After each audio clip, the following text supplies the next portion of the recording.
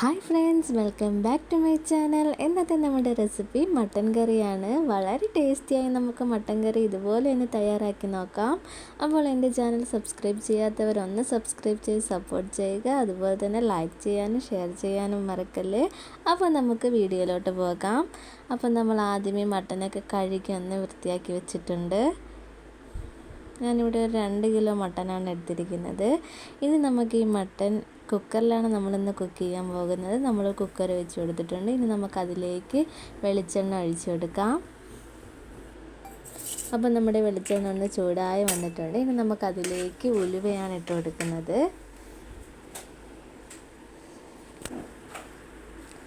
അപ്പോൾ ഉലുവ ഇട്ട് കൊടുത്ത് നമ്മുടെ ഉലുവയും ഒന്ന് ഇതുപോലെ ചൂടായി ഒന്ന് പൊട്ടി വന്നിട്ടുണ്ട്. ഇനി നമുക്കിതിലേക്ക് അരിഞ്ഞു വെച്ചിരിക്കുന്ന സവാള ചേർത്ത് കൊടുക്കാം. ഒരു 4 സവാള ഞാൻ ചേർത്ത് കൊടുക്കുന്നുണ്ട്. എന്നിട്ട് നന്നായിട്ടൊന്ന് ഇളക്കി കൊടുക്കണം.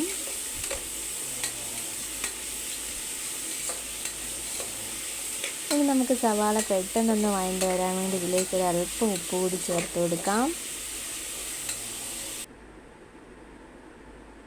എന്നിട്ട് നമുക്ക് നന്നായിട്ടൊന്ന് ഇളക്കി കൊടുക്കാം.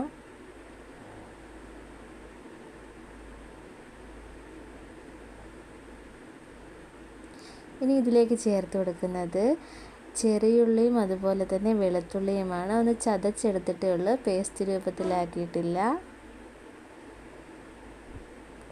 അതും കൂടി ഇട്ട് നമുക്ക് നന്നായിട്ടൊന്ന് ഇളക്കി കൊടുക്കാം.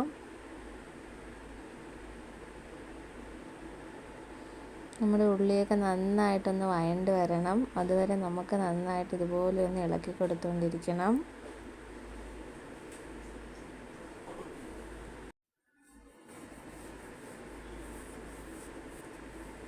ഇനി നമ്മളിതിലേക്ക് ചേർത്ത് കൊടുക്കുന്നത് ഇഞ്ചിയും പച്ചമുളകും മല്ലിയിലയും ചതച്ചെടുത്തതാണ്. അതുകൂടെ നമുക്കിതിലേക്ക് ചേർത്ത് കൊടുക്കാം.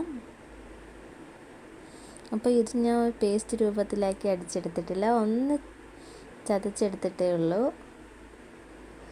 അതും കൂടി ഇട്ട് കൊടുത്ത് നമുക്ക് നന്നായിട്ടൊന്ന് ഇളക്കിയെടുക്കണം. ഇനി നമുക്കിതിലേക്ക് അല്പം കറിവേപ്പിലയൂടി ചേർത്ത് കൊടുക്കാം.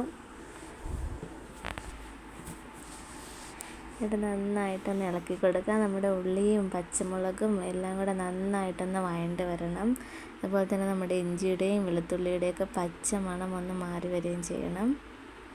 ഇനി നമ്മൾ ഇതിലേക്ക് ചേർത്ത് കൊടുക്കുന്നത് തക്കാളി പേസ്റ്റാണ്. ഒരു 2 തക്കാളി പേസ്റ്റാക്കി ഞാൻ ഇതിലേക്ക് ചേർത്ത് കൊടുക്കുന്നുണ്ട്. ഇതും ഇട്ട് നന്നായിട്ട് നമുക്കൊന്ന് ഇളക്കി കൊടുക്കാം. അപ്പോൾ ലോ ഫ്ലെയിമിലിട്ടാണ് നമ്മളിത് കുക്ക് ചെയ്യുന്നത്. അപ്പം നമ്മുടെ ഈ തക്കാളിയുടെയൊക്കെ ഒരു പച്ച മണം മാറി വരുന്നത് വരെ നമുക്കിത് നന്നായിട്ട് ഒന്ന് ഇളക്കി കൊടുക്കണം.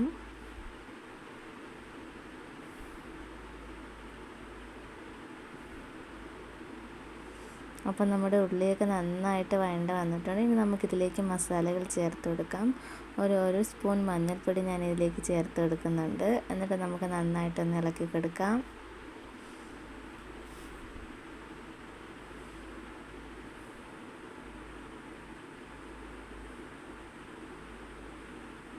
ഇനി ഇതിലേക്ക് ചേർത്ത് കൊടുക്കുന്നത് മുളക് പൊടിയാണ്.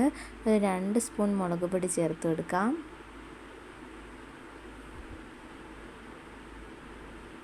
എന്നിട്ടിത് നമുക്ക് നന്നായിട്ട് ഇളക്കി കൊടുക്കണം. നമ്മുടെ ഇട്ട മസാലകളുടെയൊക്കെ ഒരു പച്ച മണം മാറി വരുന്നവരെ നമുക്കിതുപോലെ നന്നായിട്ട് ഇളക്കി കൊടുക്കാം. ഇനി നമുക്കിതിലേക്ക് ഒരു 2 സ്പൂൺ മല്ലിപ്പൊടിയും കൂടി ഇട്ട് കൊടുക്കാം.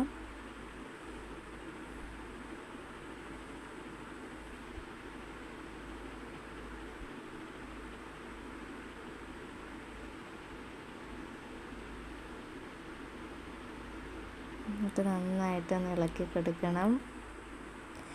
ഇനി ഇതിലേക്ക് ചേർത്ത് കൊടുക്കുന്നത് കുരുമുളക് പൊടിയാണ്. ഒരു 1/2 സ്പൂൺ കുരുമുളക് പൊടിയാണ് ചേർത്ത് കൊടുക്കുന്നത്. എരിക്ക് ആവശ്യത്തിനായ മുളക് പൊടിയും കുരുമുളക് പൊടിയും നമുക്ക് ചേർത്ത് കൊടുക്കാം.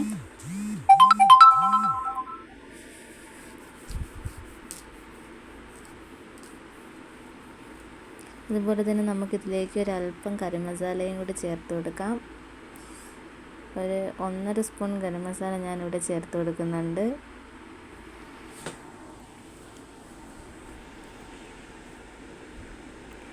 അപ്പോൾ നമുക്കിത് നന്നായിട്ടൊന്ന് ഇളക്കി കൊടുക്കണം. ഈ മസാലകളുടെ എല്ലാം ഒരു പച്ച മണം മാറി വരുന്നത് വരെ നമുക്ക് നന്നായിട്ടൊന്ന് ഇളക്കി കൊടുക്കാം, മൂട്ടിലൊന്നും പിടിക്കാതെ തന്നെ. ഇനി നമുക്കിതിലേക്ക് നമ്മൾ കഴുകി വൃത്തിയാക്കി വെച്ചേക്കുന്ന മട്ടൻ്റെ പീസ് കൂടി ചേർത്ത് കൊടുക്കണം.